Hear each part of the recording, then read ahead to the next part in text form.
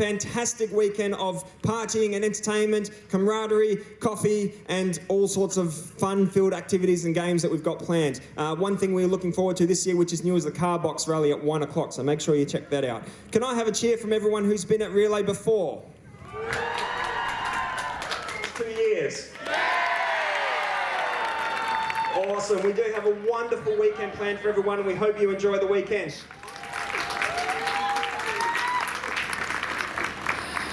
Thank you, Jayden. Jayden will do a fantastic job all weekend being our MC. We'd like to begin by acknowledging the traditional owners of the land on which Relay today is held, the Wurundjeri people of the Noongar Nation. We pay our respects to the elders past and present and emerging, and we thank you for welcoming us onto your land, allowing us to hold our event here. Good morning, everyone, and as Jayden kindly introduced, I'm the chair for Relay, Bunbury 2021. And it's a really special relay because it's all been about reconnecting and getting back to what Relay is. We keep on coming back every year. So far, 19 years down, hopefully with 2022 being our big hope that one day there will be a cure for cancer. Let us all make the difference and fight back against this disease that still takes too great a toll on our community. It is now my great pleasure to introduce our guest speaker, Sharon Jarvis. She's a para-equestrian rider who has represented Australia at the Beijing 2008, Rio 2016 and Tokyo 2020 Games. An absolutely amazing achievement. Can I have a round of applause for Sharon, please?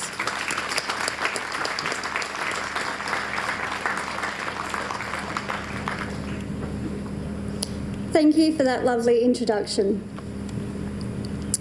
I would like to start by saying how much gratitude I have for all of you who are here today and who are here throughout Relay of Life over the weekend. Because of people like you, there will be many people who can live in hope for a better outcome, better care, better support, and better resources available to them as they go through their cancer journey.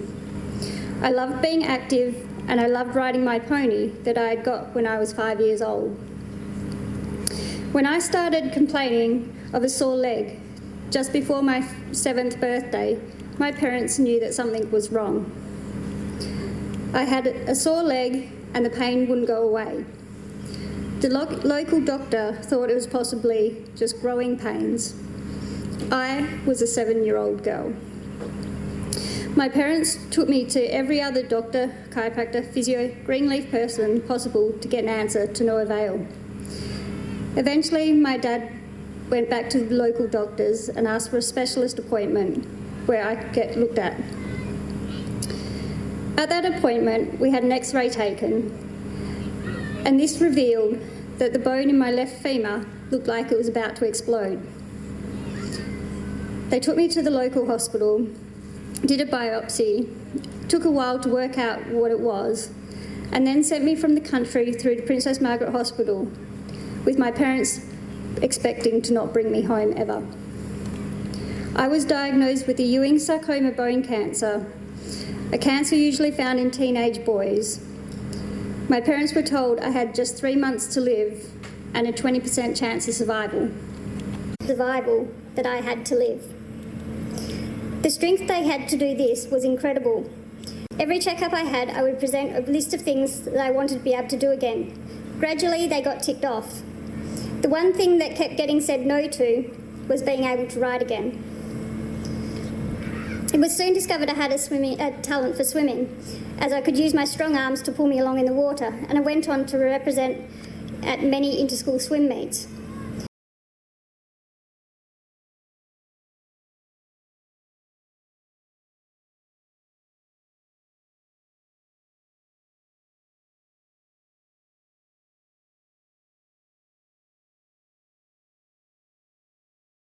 Again. I had never given up hope. I had lived in hope for the day my doctor would say yes again. And when that happened, I will never, ever forget that day that it did. there was no stopping me. The feeling I have when I sit on a horse is something truly special to me. I suddenly have the legs underneath me with power, strength and grace. Legs that can run and jump for me. Riding a horse, to me, is the feeling of freedom. Once I started riding, I did not want to stop, and I haven't stopped since. It has made me my life that I have. It may have caused a few problems for my teachers as I went through school, and I'm sure many didn't think I'd be able to do it for life. But through bloody-minded determination, I've done what I've thought I could do and more. After I finished school, for the following years, I competed in able-bodied competition up to a national level and established my own riding school. If you'd ever asked me growing up if I had a disability, I would have said no. But of course I knew that I had this leg that didn't work normally, but to me it was just my leg. So the day I was approached by someone about competing at the Paralympics was a completely confusing day. A mix of emotions. How could somebody see me as having a disability when I didn't see it myself? But at the same time, what an opportunity, competing the sport that I love, for the country that I love. An opportunity that I wasn't going to pass up, and grabbed it with both hands and made the most out of it, and eventually gone on to compete at the 3 Paralympics and had an international career of 15 years, which includes winning 2 World Championship bronze medals. It hasn't just happened. It's taken a lot of never say die grit and tenacity to get through the tough times. Trust me, there have been plenty of those. It's taken me on one hell of a journey across Australia, literally, having driven the Nullarbor over 20 times, around the world with my horse as my luggage, and at times a logistical nightmare. Huge amount of insanity. Thank you.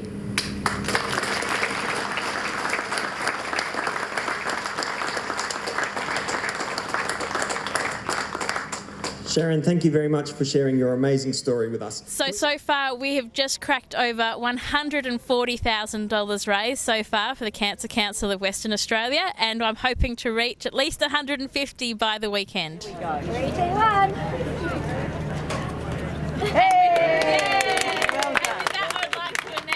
The Relay for Life Bunbury 2021 is now open. Survivors and carers, you are up with the very first lap. Teams, can you please support all survivors and carers as they make their way past and join them in Relay for Life 2021.